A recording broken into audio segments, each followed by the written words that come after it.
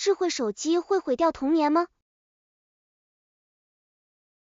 Hello and welcome. I'm Elise Hugh, the host of the TED Talks Daily podcast, and I'm so glad to be with all of you today for our TED Talks Daily Summer Book Club, a special series on the TED Talks Daily podcast. It's a show where we deliver ideas that inspire every day. So today we are slowing down to ask, what are our phones doing to childhood and to us? Around 2010, we all observed the mental health of young people in the US starting to get worse. Rates of depression, anxiety, suicide, and self-harm started climbing up and haven't come down. In his new book, The Anxious Generation, social psychologist Jonathan Haidt makes a strong case that the cause is smartphones. He looks to Gen Z as an example. They came of age with unfettered access to the internet and social media, and he argues that these numbers are the consequence of the new childhood reality. John Haidt, welcome, and thank you for digging into this with us. Well, thank you, Elise. So much of this book really hinges on the moment around 2010, when a few dramatic changes took place in the digital world. Talk to us about what happened then and why you consider it a big deal. So let me actually start in 1990, because you have to understand how we all got tricked into this. So if we go back to 1990, there was no internet. Nobody knew what the internet was. So the internet arrives around 1994, 1995. And it's amazing. It's like God said, hey, do you want to know anything instantly? I still remember how exciting it was. So the internet was amazing. And the millennials were teenagers at the time. They were going through puberty, and they charged onto it, and they made it their own, and they found all kinds of ways to do things. And they started internet companies, and they're a creative, successful generation. Also, the Berlin Wall fell just before that, and democracy is ascendant in the 90s. And we're thinking, democracy, its best friend is the internet. How could a dictator ever keep it out? Good luck, China, keeping out the internet.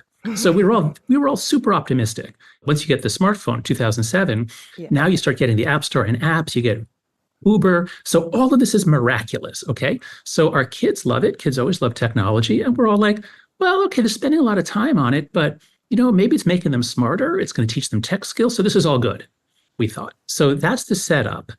And if you were born in 1990, let's say, then you hit puberty around 2002, 2003.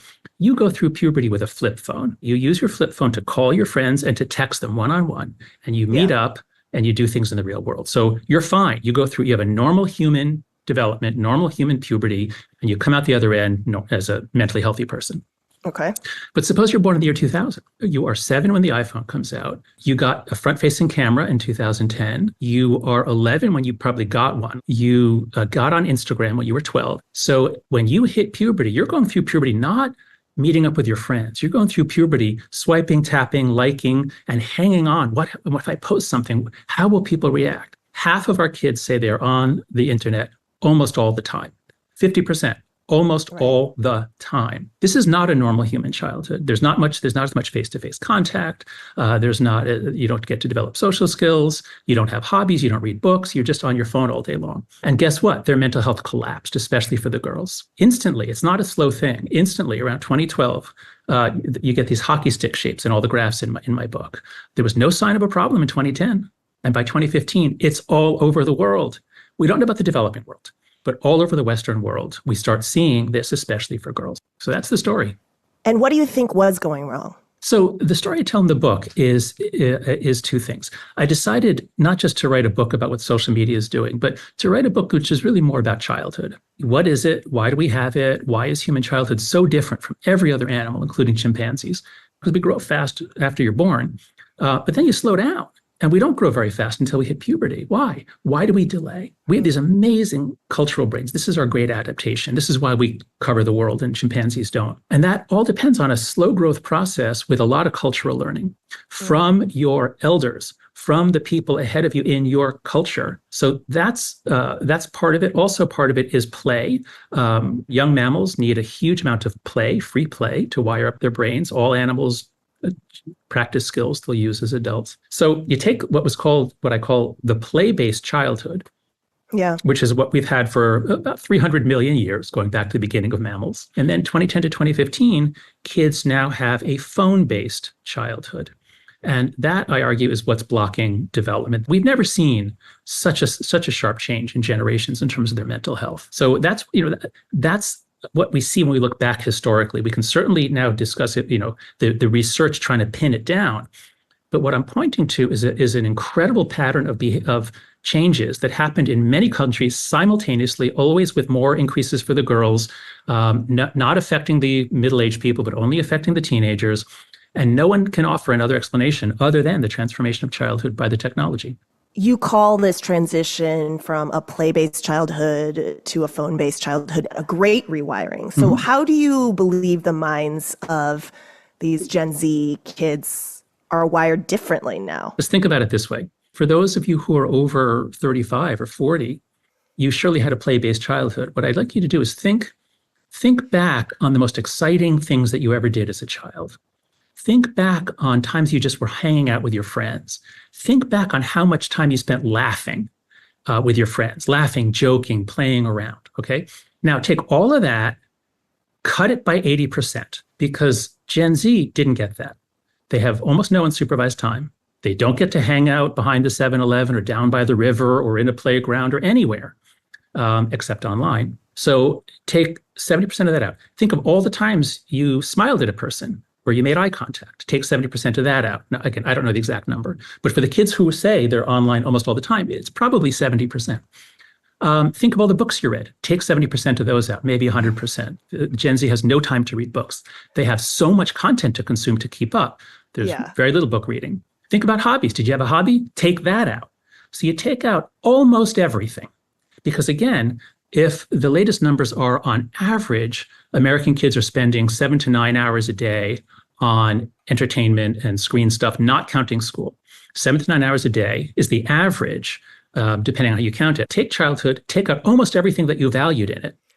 And what's left? But does hanging out have to be in person and with making eye contact in real life? Because a lot of these kids would argue, we hang out all the time. We hang out in games. We hang out, on social platforms. We are connecting. We're just connecting in a different way. That's right. And John Haidt, you're the fuddy-duddy, for coming down on just the different tools that we're using to hang out and connect. Oh, that's a great objection. And, 10 years ago or 15 years ago, when I first saw Twitter and people sending out, I just had a hamburger, I thought, God, this is so trivial. But then as a social psychologist, I thought, well, actually, wait a second. Like if you're like sort of checking in with your friends hundreds of times a day, that could be really good.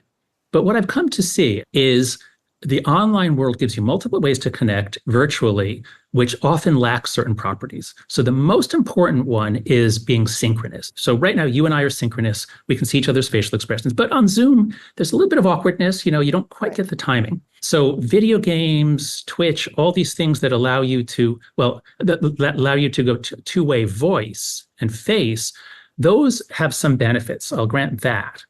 Whereas going back and forth in group text is performance, not connecting one-on-one like an old phone call. So synchronous is good. All the asynchronous ones, I think, miss that. Another feature is that you now have such vast quantity. Imagine taking the number of people you talk with every day, multiply that by 50. Okay, that might sound great, but how much time do you then have for anyone? Right. So you don't get the kind of in-depth conversations. When I was a kid, it was just sort of famous that girls will talk on the phone for hours and hours at night, one-on-one, just one-on-one. They're connecting. Boys don't do that, but we'd call each other up, say, hey, can you come out? And we'd meet and we'd go do something together, one-on-one or in a small group. That's all great. The large groups are not connecting. They're performing. And kids are anxious. They have to think carefully before they put something out, because what if I make a mistake? Play needs to have lots of low-cost mistakes. You say something stupid, your friend says, that was mean. And you say, oh, sorry. But when you grow up online, it's like growing up in a minefield, because you never know. One mistake, it could actually ruin your life. It could literally ruin your life and make you not get into college. So this is something that so many professors have observed. We can't get our students to disagree with each other anymore. They're so afraid. They've grown up in a minefield. They know one false move and their leg gets blown off. So I think this, you can praise all those virtual connections all you want. They don't seem to have the magic ingredient of hanging out with a friend in real life. And the way you explain it in the book, the rise in anxiety and depression isn't really happening in isolation because it also sort of coincides or interacts with a change in parenting culture. So talk to us a little bit about that cultural shift that you're saying is happening all at the same time. A big part of this is the overprotective parenting. And, so I can summarize the whole book by saying we've overprotected our children in the real world, we've underprotected them online. So let's look at the overprotection. Until the 1980s, American kids had a free-range childhood. I grew up in the 70s, and there was a huge crime wave. There were crazy people. There were serial killers. Crime was at historically high levels. All kids went out, and it was amazing and exciting. And we got into all kinds of arguments and fights and sports games, and just we had an exciting childhood. And that goes on until the 90s. Now you get the new media environment, so you get cable TV, you get 24-hour news cycles. So in the 90s, for a lot of reasons, we freak out and we lock our kids up. Or rather, I should say, we no longer think it's okay for an 8-year-old to be outside unsupervised by an adult. Now it's more like 10 or 11 is when kids get that level of freedom. So here's the big reason why. It's not just the change in television and cable TV. The biggest reason, I now believe, is the loss of trust in everyone else. There's a great phrase from a British sociologist, Frank Furedi. He talks about the collapse of adult solidarity. So even in the 70s, when there was a lot of crime, if I wiped out on my bicycle and I got hurt, my friend could go knock on a door and say, hey, can you call my mother? But we begin to lose trust in each other. Life moves away from the streets and moves indoors as we get air conditioning and television. We don't know our neighbors anymore. That's why we don't trust our kids to be let out. So there's a whole backstory that really begins in the 80s and into the 90s, in which we took away the play-based childhood. Oh, and at the exact same time, the internet arrives. And so, we don't want to let our kids out. But this new internet thing, the kids love it. They're sitting in the room on a computer. What could happen? 5 hours a day is the stat now? For social media. On average? It's right, 7 to 10, 7 to 9 in there if you include video games and porn and all the other things that the kids are doing. But just social media is 5 hours a day average. If they're spending so much time on social media, what are they doing less of? Everything else. The most important things they're doing less of, in order, are any kind of face-to-face contact with their friends or family, listening to their teachers, because they're doing this in school too, because most schools let them keep their phones in their pockets, flirting or gossiping or talking with their friends in school or at lunch, because even at lunch, if you have phones in your pockets at lunch, the kids they're doing what's called continuous partial attention. So they're continually paying attention to what's going on in their phones, and then they're also sometimes having conversations with a kid next to them. In other words, there's no real quality human connection. That's the most important thing. If you take most human connection out of childhood, there's not a lot left. Number 2, sleep. Kids really, really need sleep. We're now discovering sleep is so much more important than we thought back when I was in graduate school. Kids are getting less sleep, especially those who have a device in bed. I mean, imagine if you had to suddenly give 5 to 10 hours a day to some new thing. Like, there's That's nothing a lot else. Of time. That pushes out everything else. I want to talk a little bit about the responses to the book, because this was a #1 New York Times bestseller, and there have been plenty of responses following the Anxious Generation's release. A number of social scientists have questioned the conclusions in the book, notably this article in Nature that gets published or that gets shared pretty widely, where Candace Odgers writes that hundreds of researchers, myself included, had searched for the kind of large effects suggested by height. Our efforts have produced a mix of no, small, and mixed associations. Right. Most data are correlative. So she continues that when they can find a relationship between phones and anxiety or mental health, poor mental health outcomes, it tends to be that teens who are already depressed tend to use social media more. So how do you respond to this, correlation, not necessarily causation argument? Sure. Okay, so let's start by setting the scene. We have a massive collapse of mental health that happens in a synchronized format in many countries, especially to girls, happens at the same time. There is no other explanation. The parents see it, the teachers and principals see it, psychiatrists, psychologists see it. So the presumption should be something is going on here and it may be related to the technology. Okay, now, what do we know from the data? There are 2 main battlefields. There are the correlational studies where there's hundreds and hundreds of them. They're easy to do. You just look who's more depressed, who spends more hours on social media.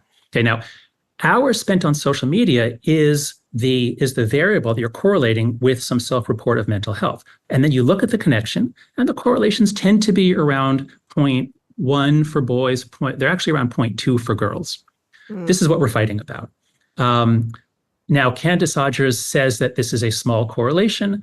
She and others won't be convinced unless we find large correlations, like, say, 0.3 or 0.4. But in public health, you rarely get 0.3 or 0.4 because you have very poor measurement at both ends. So that's the correlational studies. We're sort of at a stalemate there. The more important battleground is on the experiments. We all know correlation doesn't show causation. We all know that. So we move to the experiments. And what do the experiments show? I think we can show that the great majority of experiments do show a benefit from getting off social media. And very importantly, all of these studies are taking individuals and asking them to get off. And they're mostly college students. And if you take a college student and say, hey, we'll pay you to get off social media for a month. Now, how do you feel? And it turns out they feel better, but they're also isolated. The real test is what happens if you take a whole school, a whole high school, and get them off social media. My prediction is you would have a huge increase because now they're not isolated, they're actually more together. And the most important theme of my book is that it's collective effects that have to be addressed by collective action.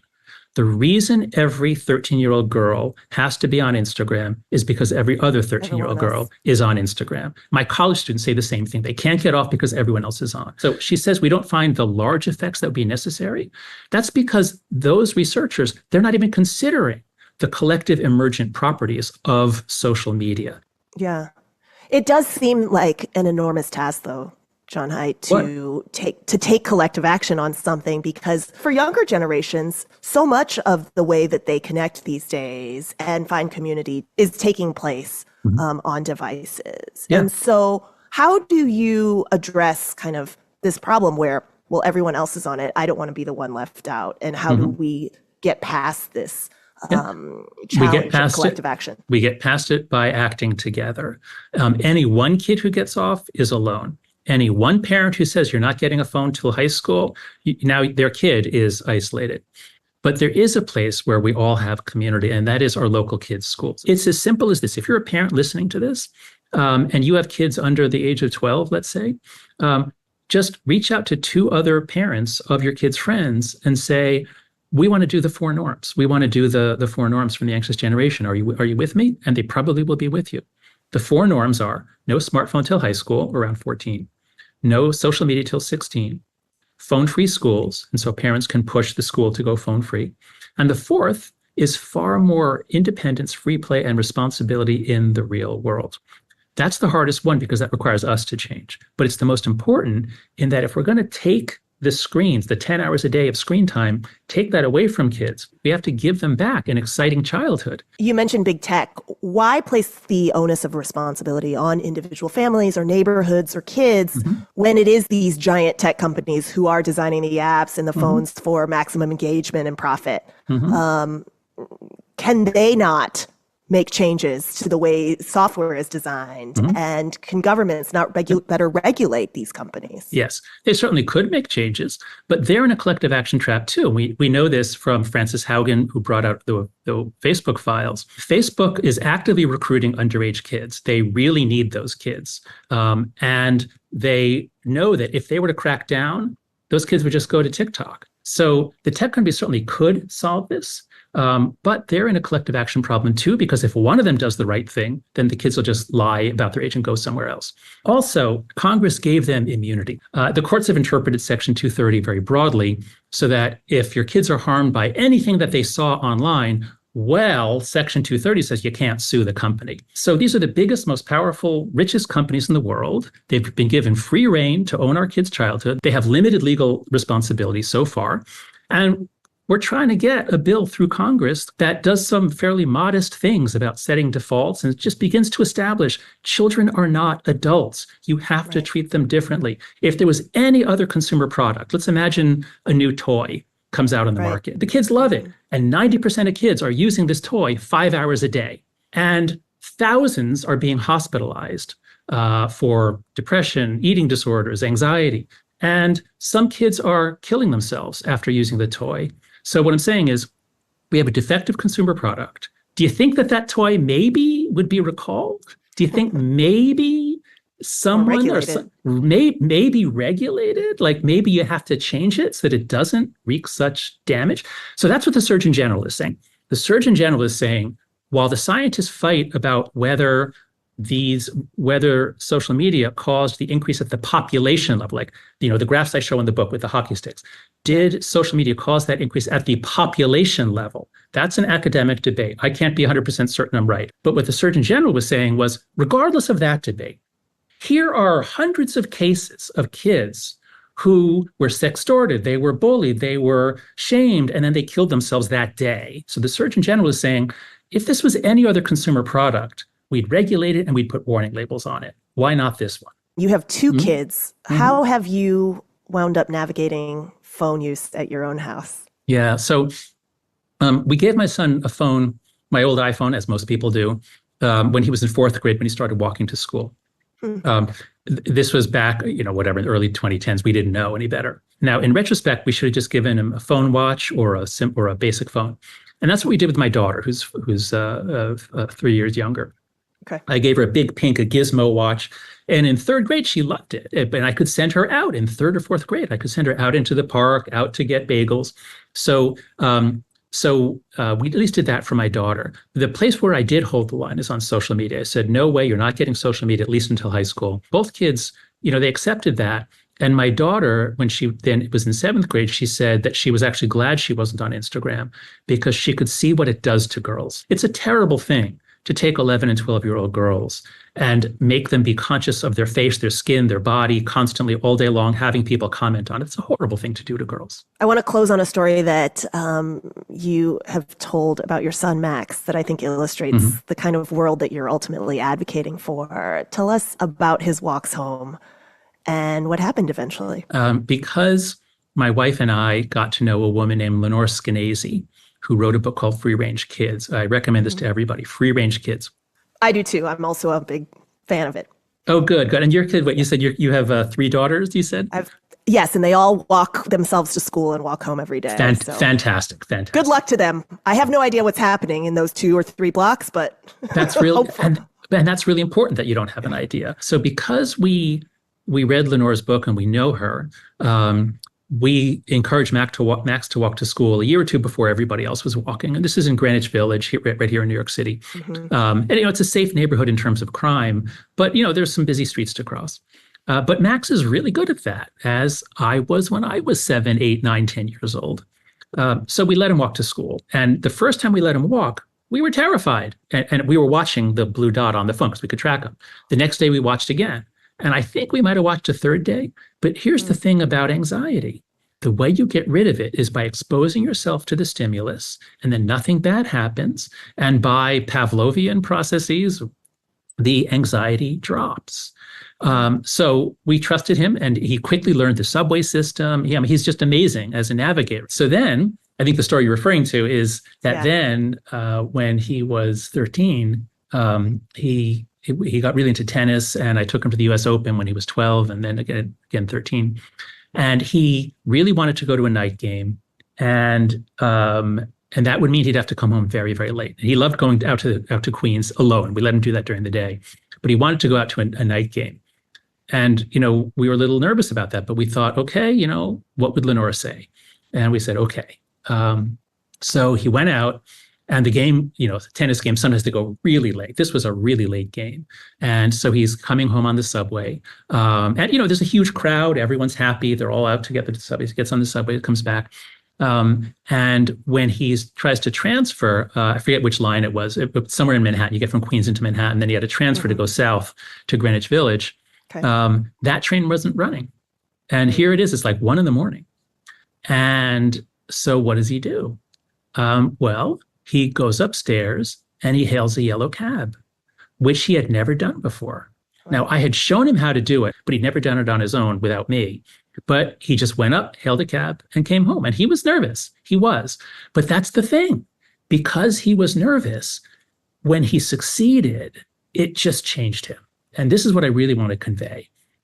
we have to get over our own anxieties and trust our kids to be competent human beings, just as we were at that age. Yeah. And it's hard at first, but by the third try, it actually gets easy. And then your kids flourish, they grow, they become more confident, and they're going to be much less subject to anxiety disorders if you give them independence. Well, John Haidt, those are all the questions that I have for our conversation without the audience, but there are just audience questions piling up. So I'm going to jump right into them. Great. The first is there anything we can do to raise the smartphone issue politically? Because it would be great to know whether politicians around the world would want to address this at a national level.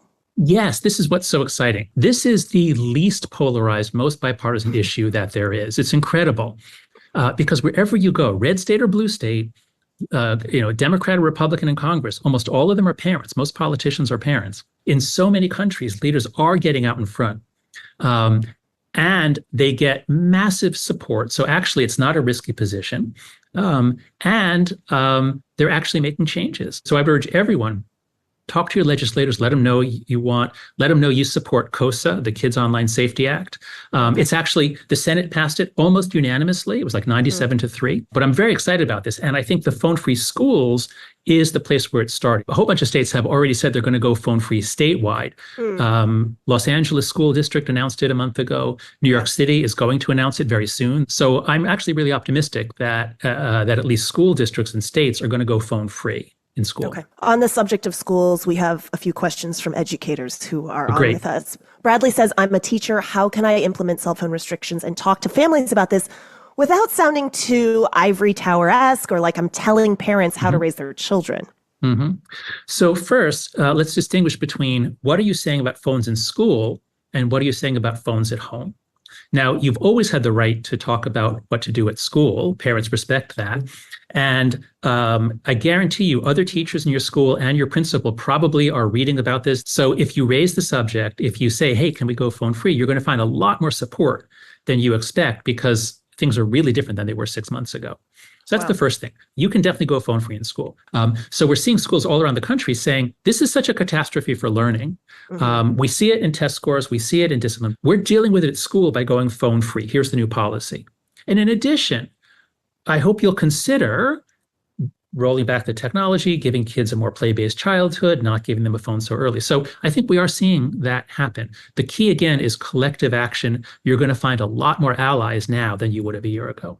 Okay, Amber asks, I am an educator and I'd like to know if Mr. Haidt recommends any specific activities or strategies for educators to help undo some of the negative effects of our students' childhoods. Oh, yes. There's an amazingly powerful one, which costs $0 and is incredibly effective. It's called the Let Grow experience.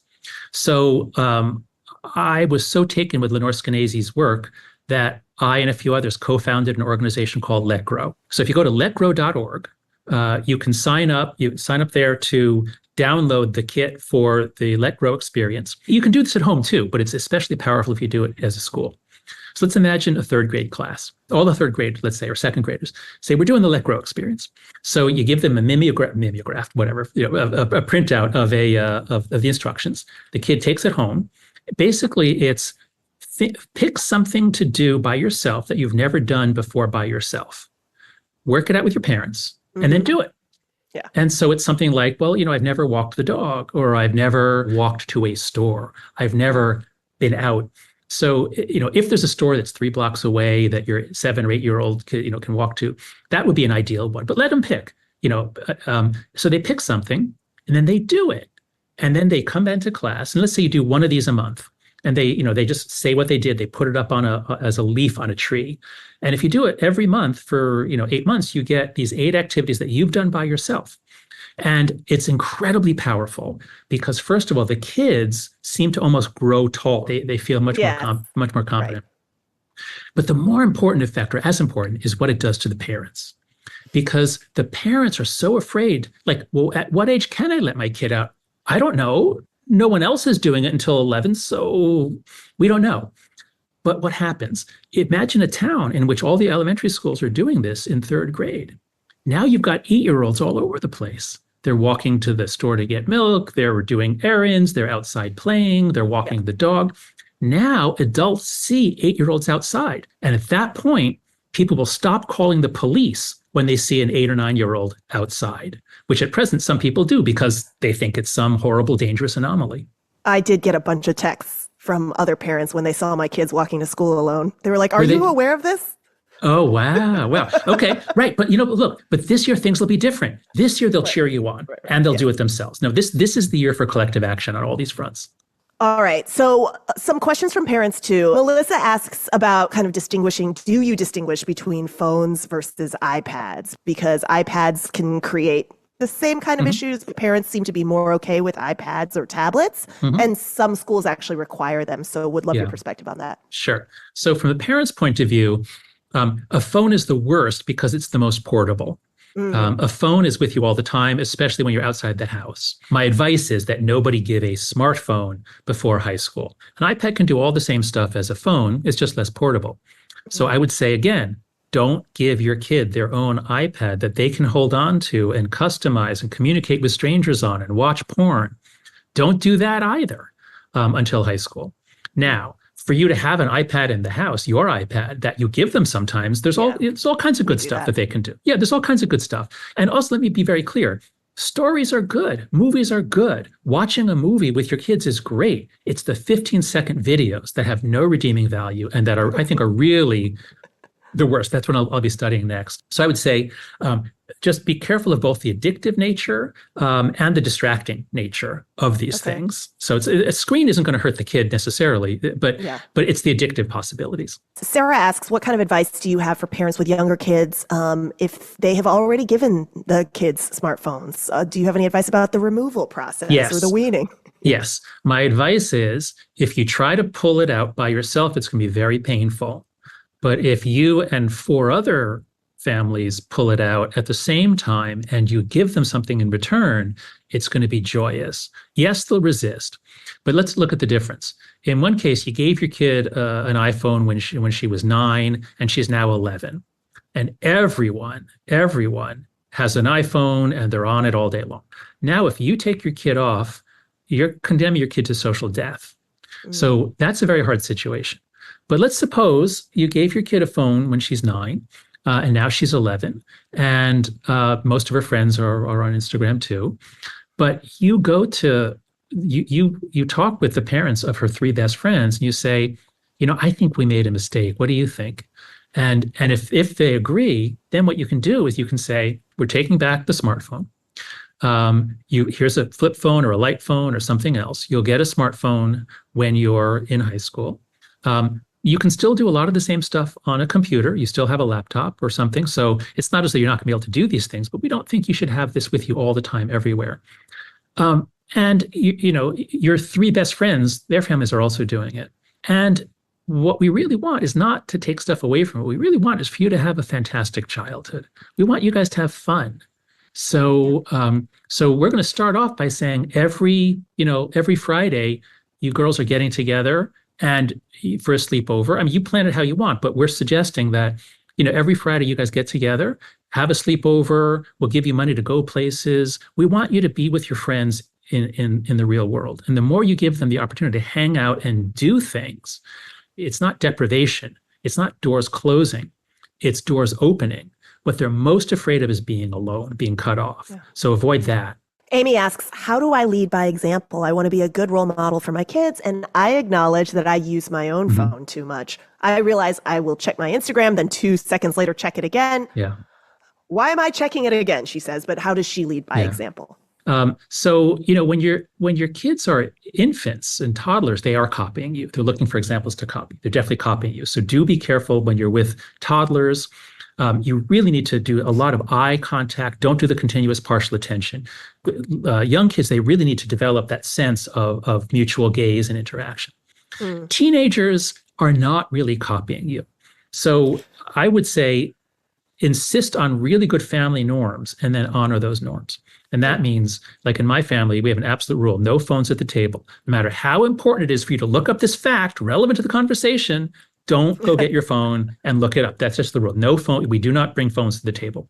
And they have to be out of the bedroom at a certain time. Put them on the counter in the kitchen charging at 10 o'clock or whatever the time is you pick for your family. So definitely establish family norms that you respect and then make those stick. But don't expect that your kid is copying you. I mean, if you stop checking Instagram all the time, is your kid going to say, oh, well, I'll stop? No, they're completely addicted. They're socially addicted. They have to do it because everyone else is doing it, not because you're doing it. Okay, last couple of questions. Isha asks, what are the two most essential changes we can implement in our daily lives now so that there will be less damage to our own and younger generations' mental health? The number one thing that you can do is regain control of your attention. What I found when I began teaching undergrads is that most of them, not all, but most of them have given up all of their free attention. If they're in the elevator, they're doing this because that's like 60 seconds, 90 seconds, they're doing this. They never have a moment to think. They can't daydream. They can't meditate. And so what I start with at the very beginning of the class is let's regain control of your attention. It's your most precious commodity. So shut off almost all notifications. Do not get alerts from any newspaper or magazine or anything else. You don't need alerts. Move social media off your phone onto your computer only, and then eventually maybe even off your computer. And a lot of them are gaining 3 to 5 hours a day.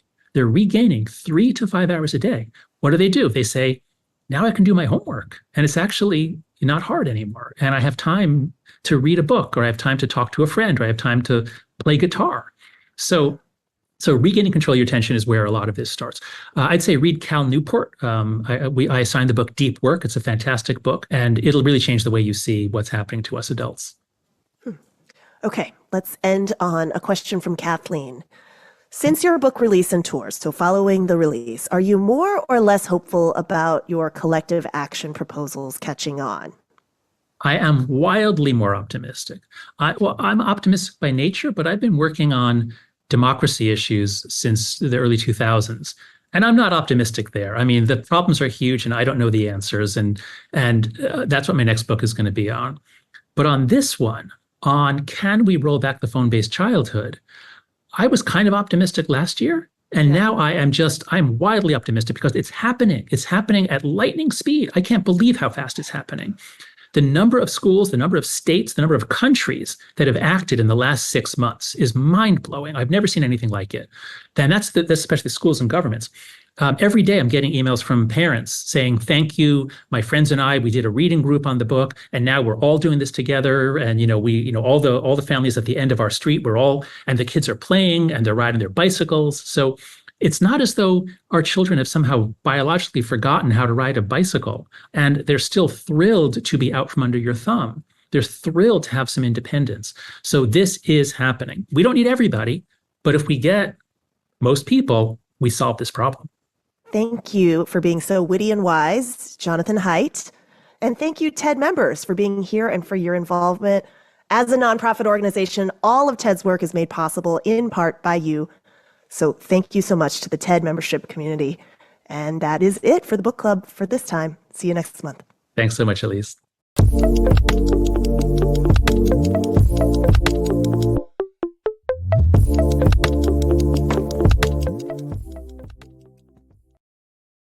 恳请点赞，订阅我们的频道，一起学习演讲中的实用英语。